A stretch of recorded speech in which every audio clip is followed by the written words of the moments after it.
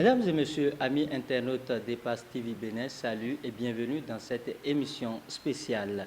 Le ministère dans le christianisme est le service qu'un croyant ou une croyante accomplit selon un appel particulier de Dieu pour l'Église et la mission. Pendant que certains sont pour l'Église et la mission, d'autres sont seulement pour la mission. Et parmi ceux-là figure le pasteur Gilles Mouessou, que je reçois pour vous sur ce plateau. Bonjour, pasteur. Bonjour, monsieur le journaliste. Comment vous allez? Nous bénissons Dieu, ça va. Merci pour avoir répondu présent à notre invitation. C'est plutôt moi qui vous remercie. Mesdames et messieurs, amis internautes d'Epass TV Bénin, comme je vous l'annonçais, la mission chrétienne d'échange et de partage a un grand événement le 23 décembre 2022 prochain. Mais tout d'abord, nous allons demander au pasteur Gilles Mouessou ce que c'est que la mission chrétienne d'échange et de partage. Tout est parti de rien, c'est-à-dire après ma conversion, j'avais l'habitude d'intervenir dans des foyers, et Dieu nous exauçait. Alors, des temps après, on l'a inscrit dans un cadre d'échange et de partage. Maintenant, pour se rendre formel, il était question d'avoir soit une mission, soit une église. Vu que Dieu m'a plus appelé pour la mission, là, nous sommes partis pour une mission chrétienne d'échange et de partage, MICEP. Donc, c'est une association à caractère religieux qui a pour objectif la restauration, l'édification et la bénédiction des foyers. Comment se passe un mariage, et comment réconcilier les époux si en temps une difficulté les séparer. Et nous avons aussi souvent des enseignements au profit des adolescents, des jeunes, des foyers, des ménages, bref, de la famille. Donc, des années plus tard, pour renouveler les tests statuaires, nous avions dit que d'être un peu large large, nous avions décidé de nous spécialiser, de nous spécifier, et nous sommes devenus finalement mission chrétienne pour l'édification de la famille, MICEF. Juste, on a remplacé le P par le F, qui symbolise la famille. Alors, dites-nous, d'où est partie l'idée de cette mission? L'idée est venue du fait que j'ai pas eu la joie du foyer. Je suis resté, c'est vrai, j'ai un père, j'ai une mère, mais trop tôt des problèmes étaient intervenus et ils ne sont plus restés ensemble. C'est resté là comme un clou dans ma côte, ça me rongeait. Et quand je suis venu au Seigneur, j'ai vu au début, dans Genèse 1,26, Dieu a dit l'homme et la femme. Tout ça là, j'ai vu l'aspect du mariage. Comment le mariage rend heureux. En feuilletant la Bible, en le scrutant, en l'étudiant, j'ai compris quand même qu'il faut avoir, il faut penser aux familles dans ce sens. Surtout que dans nos églises évangéliques, un canevas n'est pas défini propre pour la famille. On vient sporadiquement donner un enseignement et tout, bien tel se prononce comme étant un conseiller conjugal alors qu'il ne l'est pas, parce que quand vous parlez du conseiller conjugal, ça englobe beaucoup de paramètres, ça demande des études, ça demande des partenariats et tout. Donc l'idée est partie de là parce que j'avais encore des douleurs dans mon corps, et je l'ai lu ailleurs aussi, dans la vie de beaucoup d'autres, surtout les pasteurs. Ils n'ont pas été tout le temps heureux dans le foyer avant d'être appelés par le Seigneur. Donc, ça fait que j'ai dit que d'avoir une église, autant avoir une mission déployée au profit de la famille. D'abord, qui parle de famille. Quand la famille est unie, la nation est en paix. Donc, c'est vraiment là l'idée. Alors, dites-nous, cela fait combien d'années déjà que vous vous êtes assigné cette mission? Ça fait officiellement 9 ans. On est en train d'aller vers les 10 ans ça fera 10 ans en février 2023, dont on a commencé février 2013, la toute première édition de la conférence à laquelle beaucoup de personnes avaient participé. Et déjà 9 ans de mission, cela ne vous est jamais arrivé de transformer cela en une église? Absolument pas. En matière d'église, on en a tellement. On en a tellement. Donc, l'option que nous avions choisie, d'abord, ce n'est pas volontaire. Pour être honnête avec vous, il me plaisait d'avoir une église, d'être établi sur une église. Ce que j'ai essayé par 2 fois, mais Dieu me l'a dit non, ne fais pas. J'ai fermé pour la première fois, je me suis entêté. Et la seconde fois, il est implanté. Il m'a encore dit non. J'ai un frère qui est aussi dans le bureau, parce que nous avons un bureau de 11 membres. Le jour où je suis allé le voir pour lui dire, écoute frère, vraiment, voici ce qui m'est venu à l'idée. Il a exploré le document que je lui ai montré. Il dit, je ne t'ai pas appelé pour les 4 murs, je t'ai appelé pour au-delà. Tu as vraiment une mission. Et ça m'a fait quelque chose. Je lui ai dit, mais pourquoi durant tout ce temps tu ne m'as rien dit? Il dit non, Dieu doit te convaincre. Donc c'est là j'ai opté réellement pour la mission que d'être. C'est pas que les églises ne travaillent pas, non, mais les vocations ne sont pas les mêmes. Donc moi j'ai une vocation pour la mission, spécifiquement pour la famille. Pour la famille. Justement, pourquoi et pour qui sont les salutations dans le mariage est l'un des thèmes que vous avez enseigné cette année. Parlez-nous un peu de ce thème. Nous sommes à ce jour à 81 thèmes déjà développés, dont le titre que vous venez de donner. Nous constatons une négligence dans ce domaine. Et quand j'ai eu à aborder beaucoup de foyers, on dit, mais et pourtant on a dormi ensemble, pourquoi dire encore bonjour, pourquoi dire... Alors, c'est une tradition. Et là où ça m'a beaucoup intéressé, et quand vous allez dans Luc 1, 26 à 29, l'ange, une fois dans le domaine de Marie, a commencé par la saluer. Si les anges, une fois sur terre, nous saluent, qu'en serait-il de nous, les habitants de la terre? Donc j'ai poussé loin ma curiosité et j'ai vu que Dieu a un plan. Et dans les salutations, quand même, ça ne doit pas être une formalité, mais une civilité à laquelle nous devons sacrifier. Et là-dessus, en le faisant, ça apporte une valeur, ça apporte une certaine considération, ça montre que tout va bien réellement. Parce qu'il ne peut pas être en colère et dire bonjour madame, bonjour chérie, bonjour mon amour, il ne peut pas. Et on va sentir. Donc, il doit tout faire pour effacer cette colère, cette haine et aller vers son mari, aller vers sa femme pour lui dire, écoute, bonjour, alors bien réveillé. Et d'abord, bonjour, c'est une bénédiction, bonjour. Vous voyez un peu, donc on voit bon, on voit jour. Il a commencé par bénir. Donc les salutations sont indispensables dans nos foyers. Alors dites-nous, quelles sont les différentes sortes de salutations que l'on devrait avoir dans un ménage? Nous avons plusieurs types. En ceci, les gestes aussi. Nous avons des gestes, là je vais parler des gestes qui sont accompagnateurs. Quand vous allez dans un pays nago, par exemple, il vous sera difficile de rester debout et saluer, qu'il soit petit ou non. Vous devez vous incliner un tout petit peu. Vous voyez, mais maintenant, quand vous prenez les Occidentaux, ils aiment se faire des bises ou ils s'embrassent. Donc, quand la salutation est accompagnée de gestes, ça définit déjà vos intentions.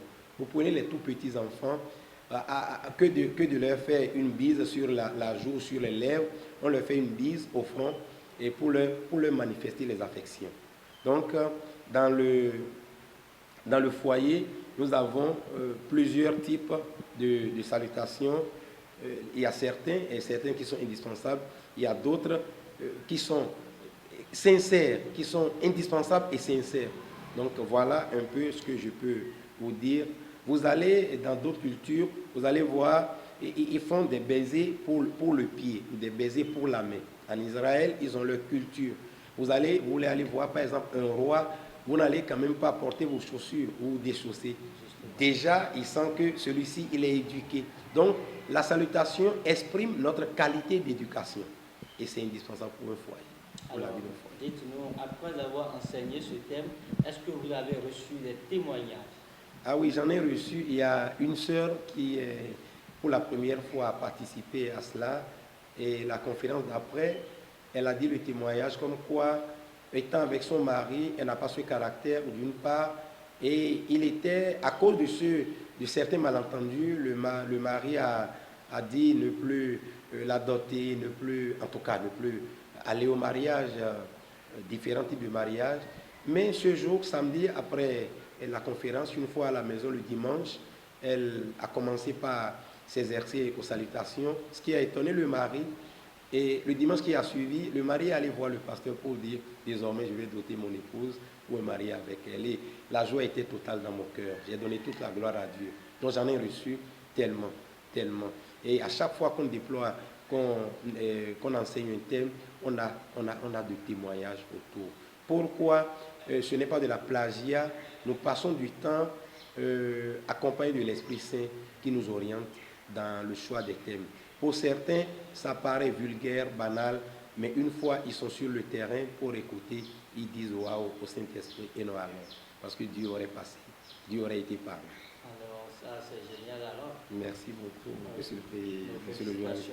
Je vous en prie. Alors, pour le compte du 23 décembre 2022 prochain, vous avez un événement. Parlez-nous de cet événement. Je vais commencer par vous dire la toute première expérience que nous avions eue dans ce domaine de la mission nous a amené à initier cet événement. C'est-à-dire, la mission est accord tout le temps avec la femme.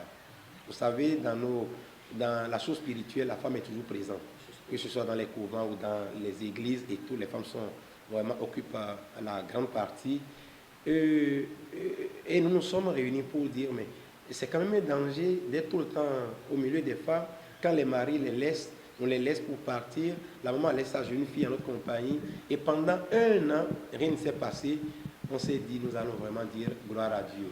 Et au début, ça a commencé par une soirée récréative, et en y pensant, on l'a dénommé désormais culte d'adoration et de louange, CAL. Donc c'est CAL 2022. Alors, comment ça va se passer? Ça va se passer dans une soirée. On va commencer à 18h pour finir à l'aube. Et là, nous avons un orchestre avec son groupe musical. Ils vont passer pour nous égayer. Ajouter à eux, nous avons beaucoup de chorales parce que nous avons des églises partenaires. Vu que nous sommes aussi membres d'une église, nous avons tendu la main aux églises qui nous soutiennent avec leur chorale. Donc nous aurons environ 3 églises et une troupe théâtrale pour la chorégraphie. Donc ça va commencer le vendredi 23 décembre à partir de 18h et ceci jusqu'à l'aube.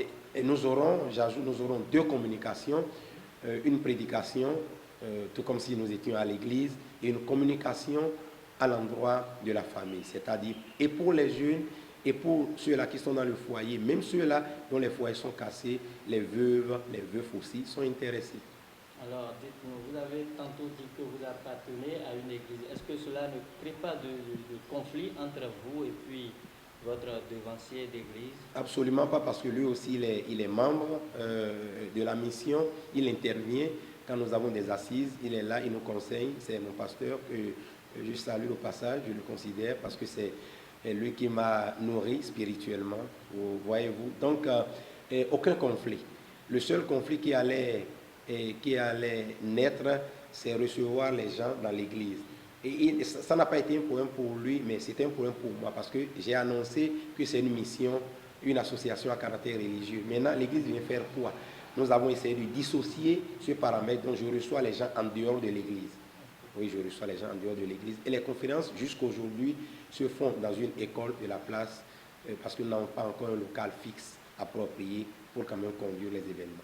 Donc voilà. Alors, où va se dérouler cet événement et quelles sont les conditions pour y avoir accès? Ce grand événement aura lieu, ce grand événement du 23 décembre aura lieu à Konamoué, à la place de l'Unité, et précisément dans le cadre appartenant à l'honorable, que je respecte beaucoup, à Renvoy Blas.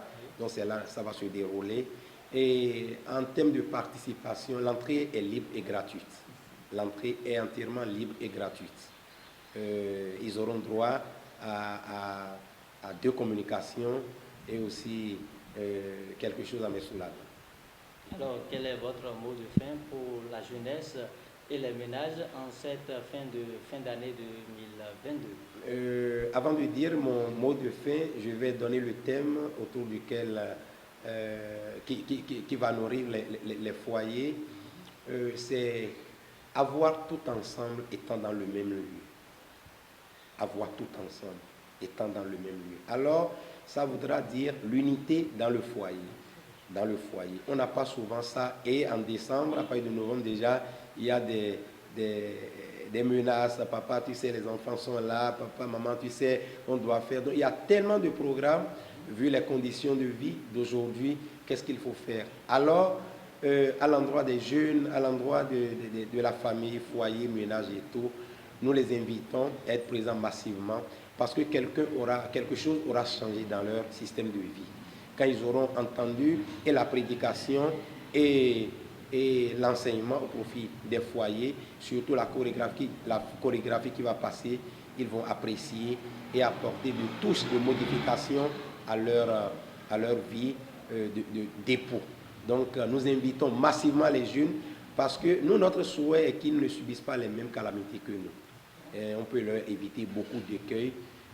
Ils auront un ménage heureux, béni et bien bâti. Parce qu'avec Dieu, on est toujours vainqueur. Avec Dieu, on est plus que vainqueur. Et avec lui, on fait des exploits. Et c'est notre devise d'ailleurs, comment amener les jeunes à être conquérants, à avoir vraiment un ménage de paix, un ménage assis, ne pas se laisser emporter par ce vent que nous voyons souffler, le vent des jeux de maîtresse, des jeux qui apportent beaucoup trop de maladies et de divisions dans nos vies. Et à terme, ce qui est dommage est qu'on manque même le ciel, on ne verra pas Dieu. La vie éternelle n'est pas là et c'est plutôt la mort éternelle et c'est douloureux. Donc, quand ils seront là, ils vont vraiment apprécier. Donc nous invitons toute la population de Porto Novo. La mission est interconfessionnelle. Ce n'est pas, je ne suis pas, je suis vaudou, non, je suis, non, on s'en fout. Non, musulman et tout. Quand il serait là, il va voir s'il a tort ou il a raison. Nous, on n'est pas là pour accuser. Donc voilà ce que je peux dire comme mot de fin, monsieur le journaliste. Alors, quels sont les contacts à joindre pour plus d'informations? Pour plus d'informations, d'abord, je vais vous dire, pour adhérer à notre mission, la porte est ouverte, c'est gratuit. Okay. On peut venir à tout moment. Nous avons comme soutien, c'est les adhérents, ceux-là qui viennent participer aux conférences et tout. Et quand vous avez besoin de quoi que ce soit pour les thèmes passés, vous allez nous contacter au 61 35 12 36, 65 17 96 16. Voilà les deux numéros sur lesquels vous pouvez vraiment nous joindre. Alors, merci beaucoup, homme de Dieu. Je vous en prie. C'est en même temps notre numéro WhatsApp, le 61. Écrivez-nous sur WhatsApp, nous allons vous répondre. D'accord, merci beaucoup. Je vous en prie, c'est moi qui vous remercie. Amis internautes d'Epas TV Bénin, rappelons-le que le grand culte d'adoration et de louange est prévu pour le vendredi 23 décembre 2022 à la place de l'unité d'Akonaboué de 18h à l'aube. L'entrée est libre et gratuite. Amis internautes d'Epas TV Bénin, nous vous souhaitons une bonne année 2023 de santé et de prospérité. Bye bye et à la prochaine.